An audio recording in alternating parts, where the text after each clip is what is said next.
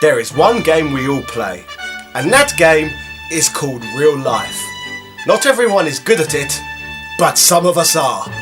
Real life is an open world game with endless possibilities. And after all, only the uncultured spend their day-to-day life in just one country. So join me in my life of leisure as I explore the best games for the handheld around the world.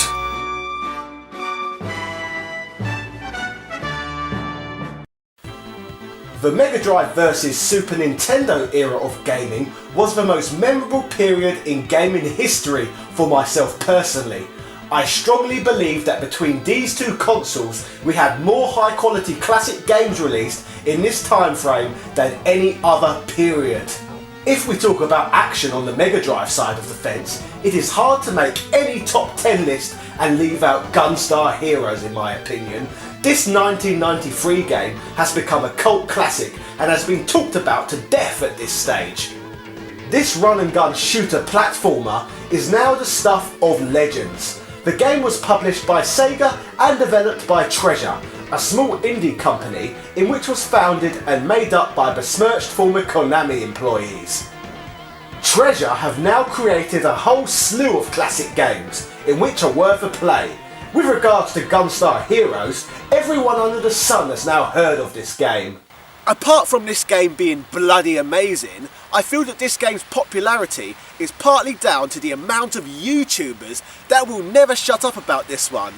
However, for some bizarre reason, the equally good sequel, Gunstar Super Heroes, is rarely talked about by anyone, which quite frankly, I find bizarre.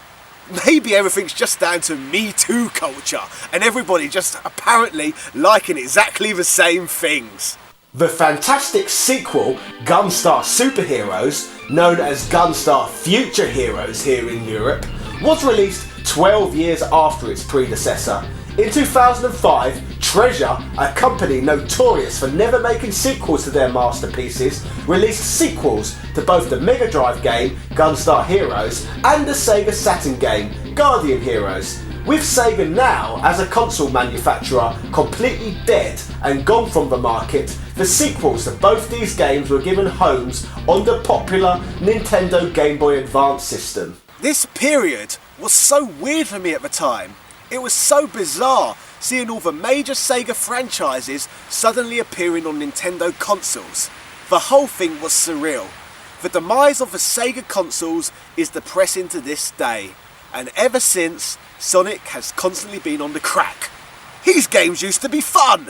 The story of Gunstar Super Heroes starts just after where the 1993 game ends. It takes place after the destruction of the God of Ruin, also known as Gold and Silver, the final boss at the end of Gunstar Heroes. The explosion created by the destruction of this boss created 4 moons orbiting the Earth. However, many years later, the creation of a 5th moon reveals a plan to resurrect the malevolent Empire and Gold and Silver once again. Protagonists, Red and Blue, named as such in tribute to the legendary warriors from the original Gunstar Heroes, combat the Empire as part of an organisation called the Third Eye.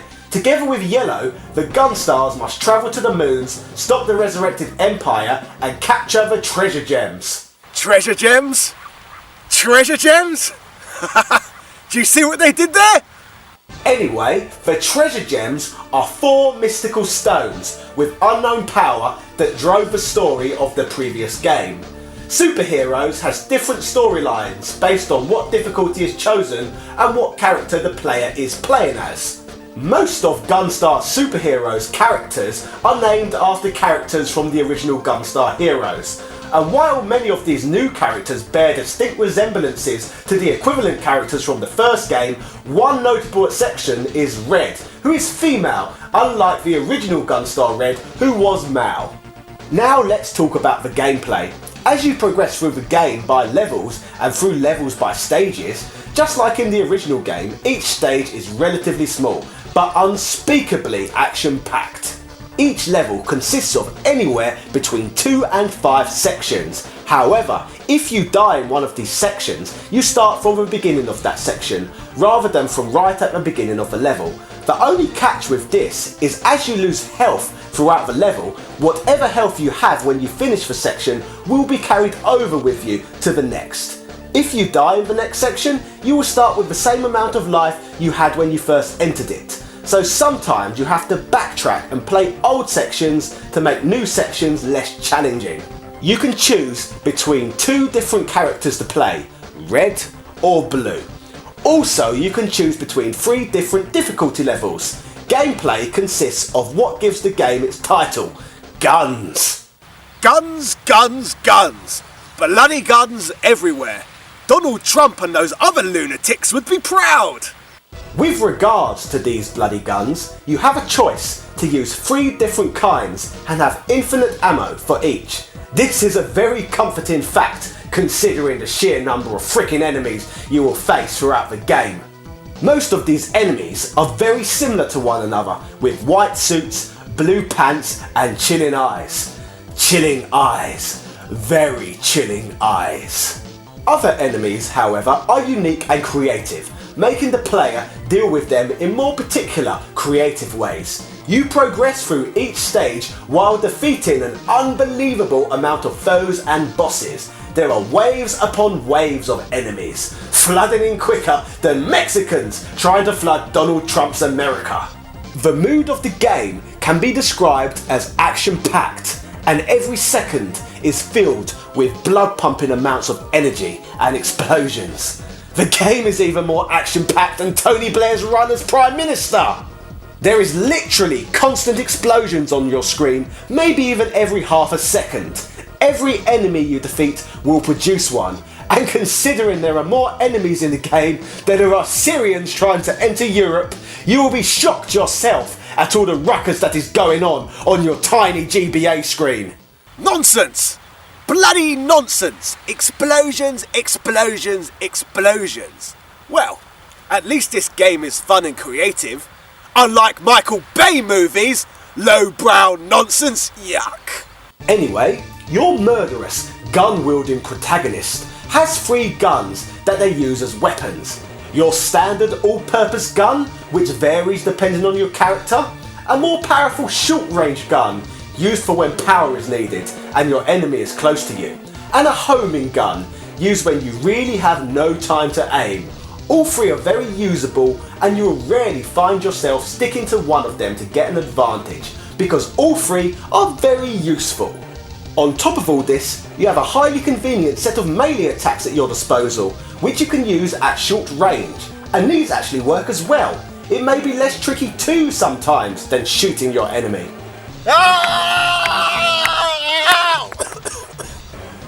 Maybe shooting things is better than random melee attacks.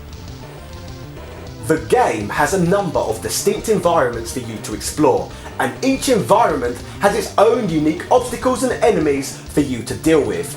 In addition, not all of your adventure will be on foot. You will pick up a number of vehicles to use in different places. Frequently, your pal Yellow will fly her ship around while you're on top, blasting away at oncoming fleets of enemies. In another classic arcade-esque stage, you will fly through the level in a helicopter with a bird's eye view, able to drop bombs on your enemies on the ground and shoot airborne enemies with a machine gun. And that is by no means all the vehicles you will man. To me, this is a simple trait that can make one game better than the next. Variety. It's the spice of life, after all. The only incy-wincy gripe I have with this game is that it is quite short. However, it has been stated from people at Treasure that if this game was longer, the fantastic results that come with the game may have not been possible. Sometimes less really is more. Despite the game's length, you will still find yourself amazed at how fun blasting through the opposition is, and how mind-bendingly creative all the gameplay elements are. As far as music goes, the score says it all. Each area has its own music that never gets aggravating or old, and even if it did, it's not like it impedes your concentration or anything like that, and it always goes with the type of area you're in too.